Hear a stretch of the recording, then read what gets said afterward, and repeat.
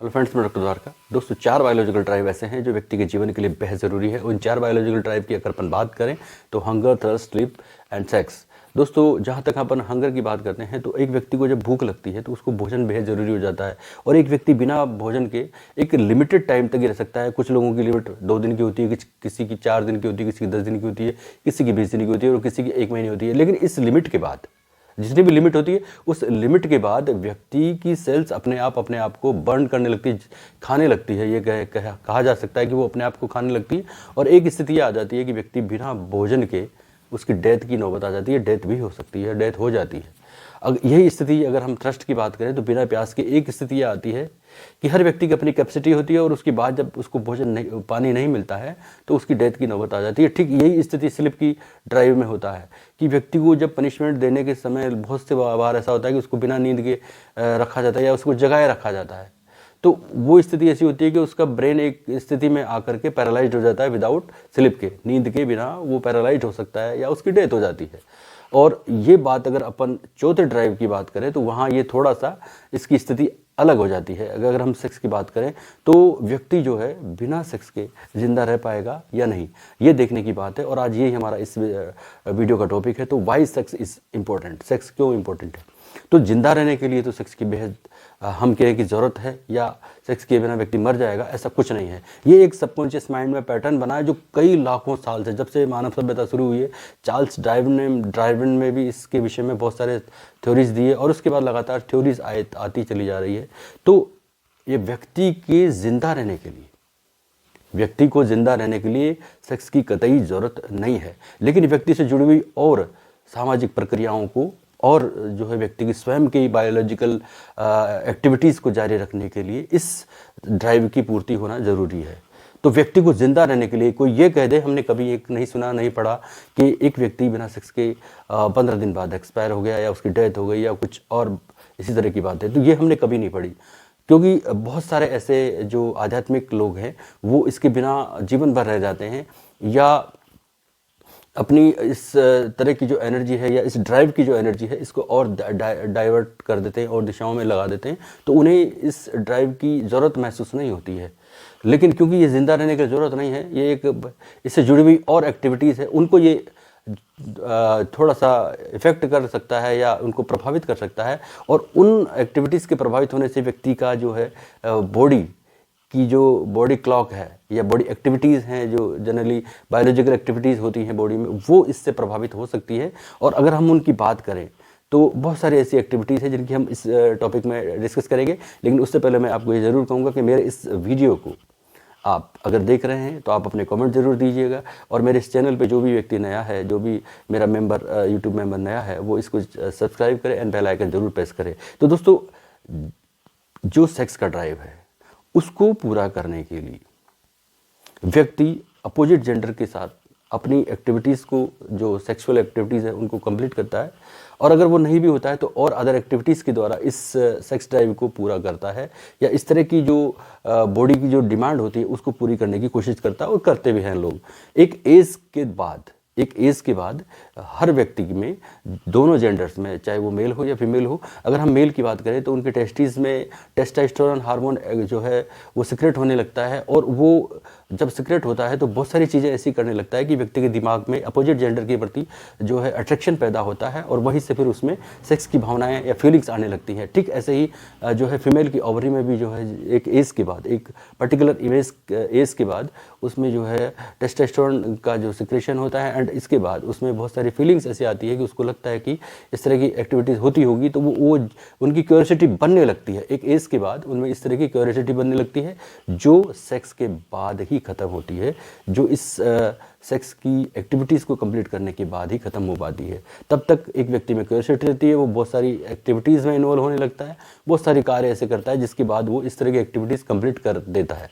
तो ये opposite gender के रहते हुए तो ये कार्य इजीली हो ही जाता है। कि एक हम बात करेंगे इंडियन कल्चर की बात करें तो यहाँ शादी के बाद तो ये इस तरह की सेक्स ड्राइव को अपने आप कंप्लीट कर ही दिया जाता है पूरा, या इसकी जो पूर्ति है वो हो ही जाती है। लेकिन बिफोर मैरिज भी लोग इसको पूरा कर लेते हैं। ऐसा आज का माहौल हो गया, इस तरह की सोसाइटी हो गई कि लोग इसको, तो सबकॉन्शियस माइंड में कई हज़ारों सालों से जो हमारे माइंड के जो हिस्से हैं उनमें सबकॉन्शियस माइंड जो है वहाँ एक पैटर्न बन गया है कि एक एज के बाद एक व्यक्ति में लव और अफेक्शन की फीलिंग आने लगती है, एक एज के बाद उनकी शादी भी हो जाती है। इस तरह के पैटर्न, फिक्स पैटर्न बने हुए हैं कि व्यक्ति को अपने आप फीलिंग आती है। जैसे ही व्यक्ति में टेस्टोस्टेरोन हार्मोन निकलने लगता है या ओवरी से टेस्टोस्टेरोन निकलने लगता है तो वो इस तरह की फीलिंग्स उसमें आती है, वो इस तरह की एक्टिविटीज़ में इन्वॉल्व होने लगता है और फिर धीरे धीरे वो इस अपनी ड्राइव को कंप्लीट कर लेता है या इसकी पूर्ति कर लेता है। तो उसके बाद उसको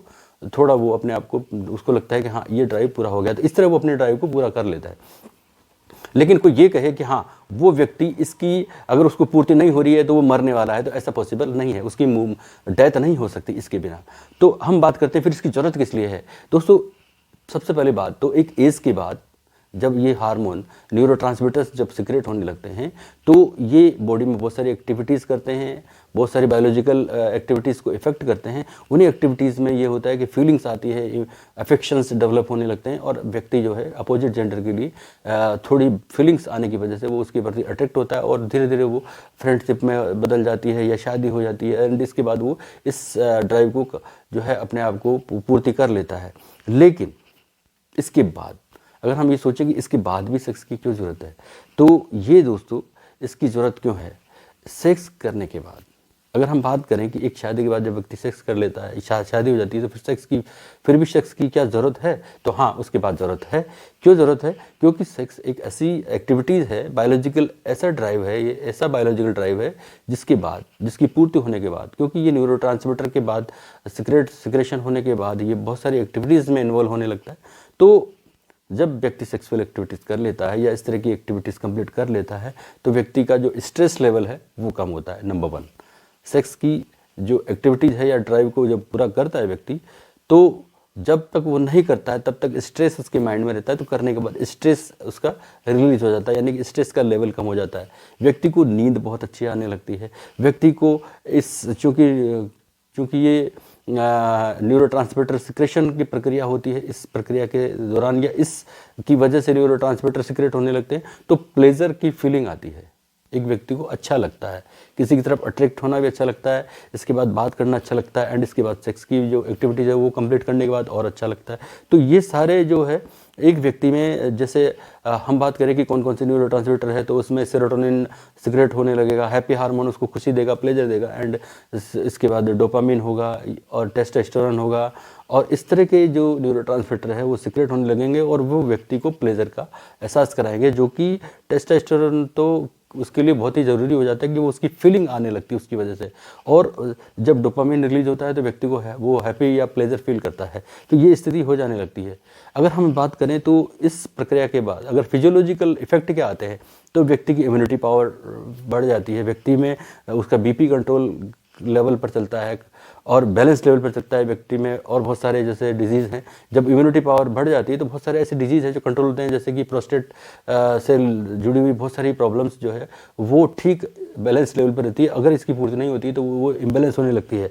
तो एक ओवरऑल सेक्स व्यक्ति के स्ट्रेस को रिड्यूस करता है, एंजाइटी को रिड्यूस करता है और उसकी हैप्पीनेस को बढ़ाता है, इसलिए सेक्स की ज़रूरत है। प्रजनन करने के बाद एक व्यक्ति अपने परिवार को बढ़ाता है, सोसाइटी को बढ़ाता है, समाज को बढ़ाता है।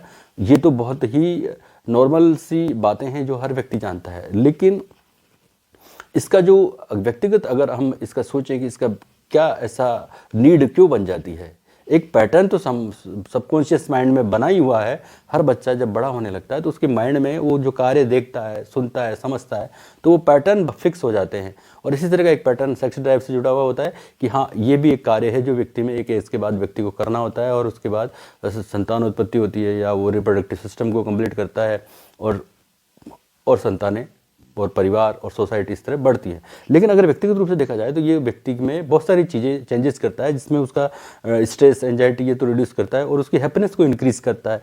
एंड अगर अपन बात करें कि इस के बाद सेक्सुअल एक्टिविटीज़ के बाद व्यक्ति में अपने आप में इम्यून सिस्टम बूस्ट होने लगता है, उसकी इम्यूनिटी पावर बूस्ट होने लगती है, एक तरह से उसकी एक्सरसाइज हो जाती है, फिजिकल एक्सरसाइज हो जाती है, जिसके बाद उसका मूड बड़ा बेटर फील करता है वो, और उसमें बहुत जिसके साथ वो ये एक्टिविटीज़ होता है उसके लिए वो बहुत सारे इमोशंस उसमें डेवलप होते हैं, तो उनके रिलेशनशिप को बेटर करता है।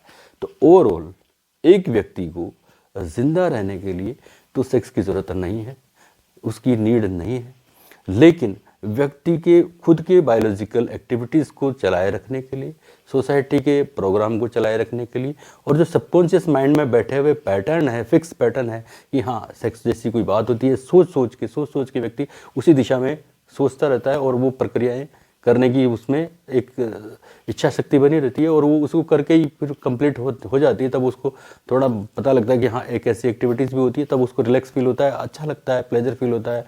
बहुत सारी और अदर एक्टिविटीज़ होती है जो मैंने वीडियो में आपको बताई। तो ये सारी करने के बाद व्यक्ति अपने आप को रिलैक्स फील करता है। तो हम ये सोचें कि वाई सेक्स इज़ इम्पोर्टेंट, तो इसलिए इम्पोर्टेंट है, जिंदा रहने के लिए बिल्कुल भी इम्पोर्टेंट नहीं है। दोस्तों यही मेरा आज का ये टॉपिक था। आपको ये कैसा लगा, जो भी कमेंट हो ज़रूर करिएगा। धन्यवाद, नमस्कार।